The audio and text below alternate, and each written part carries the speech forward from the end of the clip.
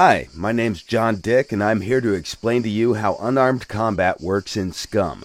Without further ado, let's get started. The unarmed combat in Brawling has 4 different skill levels of expertise that the players can reach, starting from no skill level up to advanced skill level. However, the character's skill is just one of many things that are taken into consideration when combat begins. The other important factors are the player's ability to control his character during the combat and the physical condition of his character. Now that you know the basics, let's take a look at how the combat system works in other modern survival games.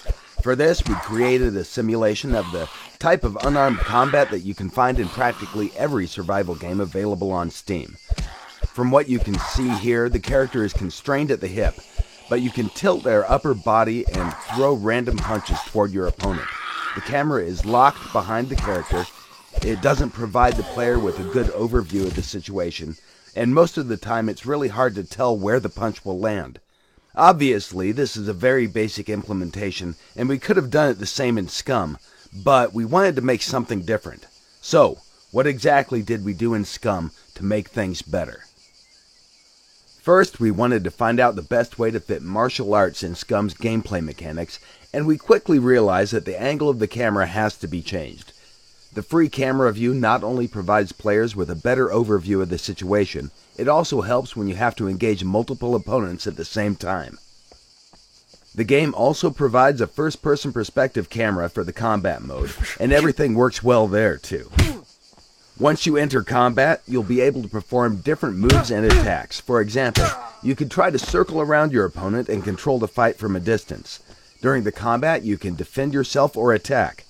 From defensive moves, you can use block or dodge, and from the attacks, you can choose kicks, punches, and combo moves. A dodge is used when you want to outmaneuver your opponent and then strike back in a counterattack with a different combination of punches and kicks. With the left mouse button, you can perform punches. With the right mouse button, you can do kicks. Combos are performed by pressing a combination of keys, followed by left or right mouse button, depending on whether you want a punching or kicking combo.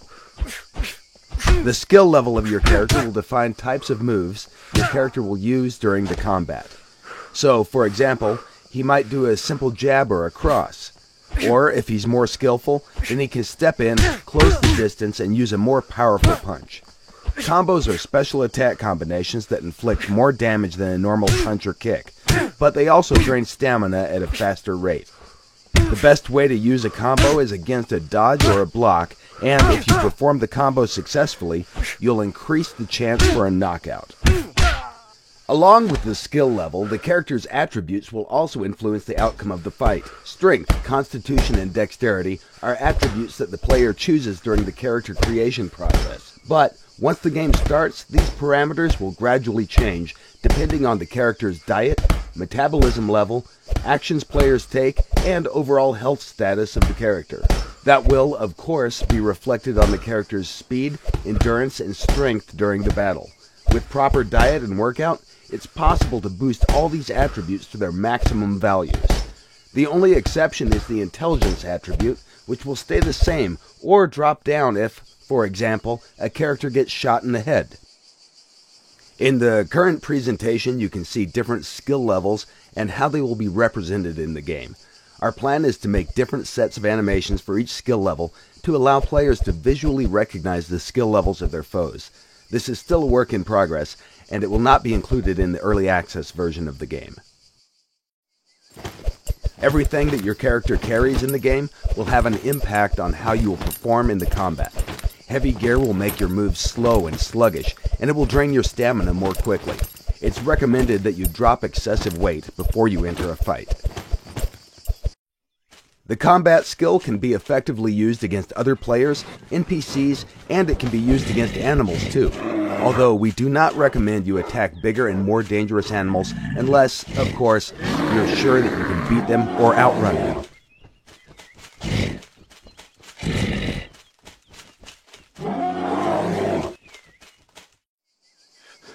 In short, these were the basics about Scum unarmed combat skill, and everything you saw is still a work in progress. We aim for further optimization of the combat process to make it more fluid and enjoyable. Future plans are to replace mocaps with more realistic animations. to make hit reactions for blocks, and because our system is modular, once everything is set up, we plan to include other martial arts as additional combat skills that players will be able to choose. We hope you have enjoyed this presentation, and if you want to find out more about Scum, be sure to follow us on Facebook, Twitter, or our dev blog on scumgame.com.